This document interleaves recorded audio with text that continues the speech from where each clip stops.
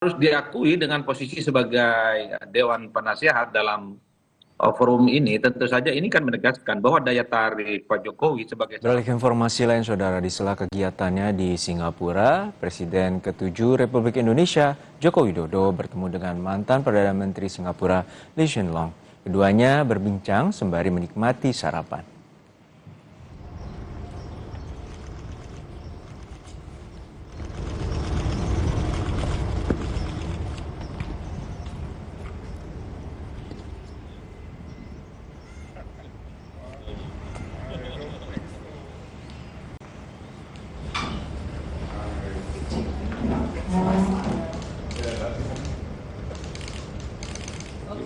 Pertemuan keduanya berlangsung di Hotel Raffles, Singapura. Jokowi terlihat disambut oleh mantan Perdana Menteri Singapura, Lee Hsien Loong. Keduanya bertemu di sela agenda Jokowi menghadiri forum Bloomberg New Economy. Jokowi dijadwalkan berbicara di depan forum itu pada hari Jumat. Forum diskusi ini antara lain membahas sejumlah isu ekonomi dunia.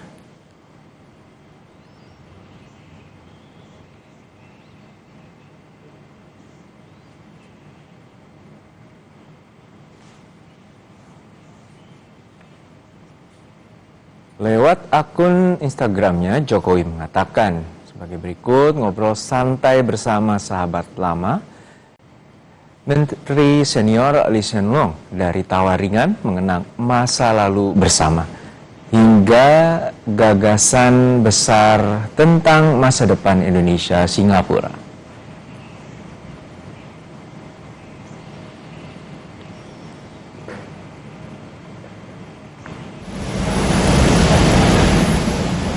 Jokowi sebelumnya tiba di Singapura pada hari Sabtu lalu atau hari Selasa lalu untuk mengikuti forum Bloomberg New Economy yang digelar pada tanggal 19 hingga 22 November. Jokowi dijadwalkan akan berbicara di forum pada hari Jumat mendatang. Beberapa waktu lalu, Jokowi juga sempat mengatakan akan membicarakan tantangan ekonomi dunia, terutama pentingnya intelijen ekonomi. Forum Bloomberg New Economy akan membahas tantangan ekonomi dunia dan bagaimana solusi pemecahannya, sehingga data ekonomi ke depan akan lebih akurat dan aktual.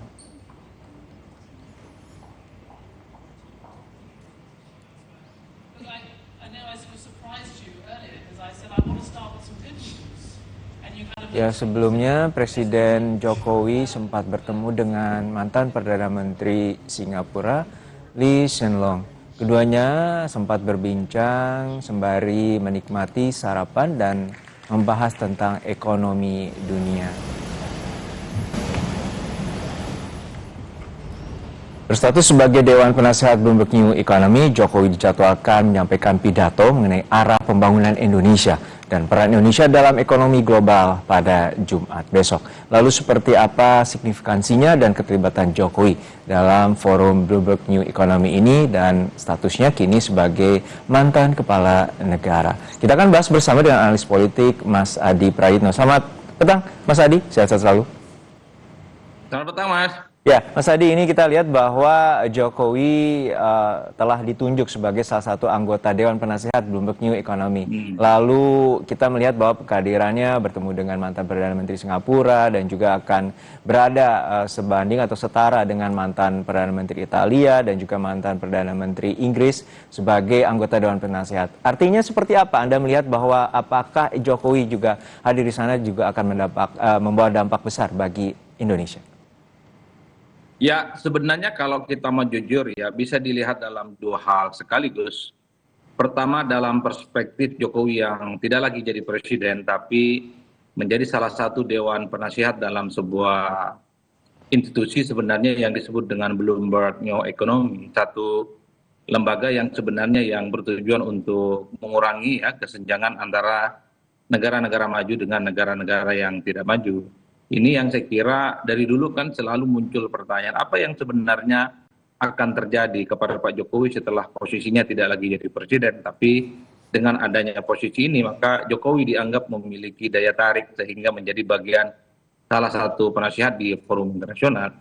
Yang kedua tentu yang dilihat oleh publik dan tentu saja yang paling banyak ditunggu adalah apa nanti kira-kira statement kemudian juga pidato yang akan disampaikan oleh Pak Jokowi, termasuk soal bagaimana tantangan ekonomi global di masa-masa yang akan datang, karena Bloomberg New Economy ini adalah sebagai upaya untuk mengurangi bagaimana ketimpangan ekonomi yang terjadi antara negara-negara selatan dengan negara-negara utara itu bisa dikurangi secara signifikan. Ya. Inilah yang saya kira memang kiprah Pak Jokowi dalam konteks dunia internasional sedang ditunggu oleh publik, terutama kira-kira visi dan apa gagasan-gagasan besar yang nantinya akan disampaikan oleh Pak Jokowi, terutama bagaimana cara menciptakan tatanan ekonomi global yang kemudian berkeadilan, tatanan ekonomi global yang kemudian sustain, dan ini tentu menjadi forum yang kemudian mencari titik temu antara pemimpin-pemimpin dunia dengan pelaku bisnis di sektor swasta. Jadi ini yang sebenarnya sedang ditunggu betul nanti bagaimana pidato politik Pak Jokowi.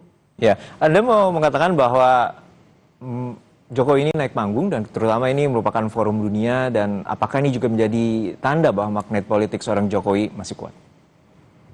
Ya, harus diakui dengan posisi sebagai Dewan Penasehat dalam forum ini, tentu saja ini kan menegaskan bahwa daya tarik Pak Jokowi sebagai salah satu mantan presiden di Indonesia dan tentu saja di forum internasional itu relatif cukup dipertahankan. Karena kalau tidak salah, kalau kita membaca di websitenya Bloomberg ini, hingga saat ini pimpinan dunia termasuk juga pelaku di bidang bisnis ada kurang lebih sekitar 1.500 orang yang sudah bergabung di dalamnya, terdiri dari pemimpin pemerintahan, adalah mereka yang pernah menjadi pemimpin dunia, termasuk juga adalah pelaku bisnis dan usaha.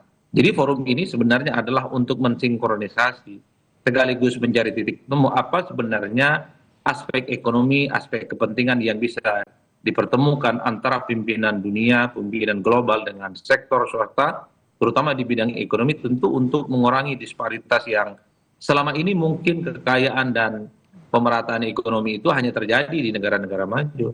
Inilah yang memang kenapa ketika Pak Jokowi beberapa waktu yang lalu itu kemudian ditunjuk menjadi salah satu Dewan Penasihat Bloomberg-nya ekonomi, para pendukung Pak Jokowi kan kemudian tepuk tangan. Semacam ingin memberikan pesan bahwa Pak Jokowi setelah tak lagi jadi presiden, tapi posisinya, peran-perannya itu masih dianggap cukup signifikan di kancah internasional. Karena memang bicara tentang Pak Jokowi tentu menjadi sesuatu yang selalu menarik untuk diperbincangkan, Mas. Ya, apakah nanti juga Anda melihat pidatonya nanti ini berkaitan sama 10 tahun dia memimpin dan kemudian apa saja yang belum terlaksana dan kemudian akan dikemukakan dalam pidato tersebut, ya, anggaplah terkait dengan internet, tentang 5G maupun juga tentang ekonomi berbasis digital seperti AI? Ya, saya kira memang hal-hal yang tadi disampaikan sepertinya juga akan disampaikan secara terbuka oleh Pak Jokowi. Tentu yang paling bisa diprediksi itu adalah soal success story.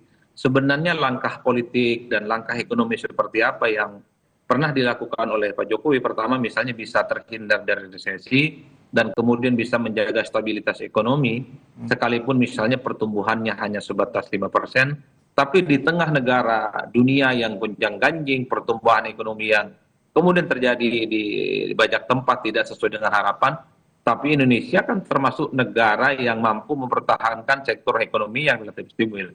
Nah, yang kedua sepertinya memang tidak terlepas hal-hal yang seringkali kita dengarkan, ya, soal bagaimana cara menciptakan industri ekonomi yang kreatif, tentang pentingnya digitalisasi, bagaimana peluang AI yang kemudian menjadi salah satu instrumen yang ke depan itu bisa diproyeksikan sebagai upaya untuk menciptakan lapangan pekerjaan, menciptakan bagaimana sektor ekonomi negara tertentu itu relatif kompetitif jika dibandingkan negara-negara yang lain.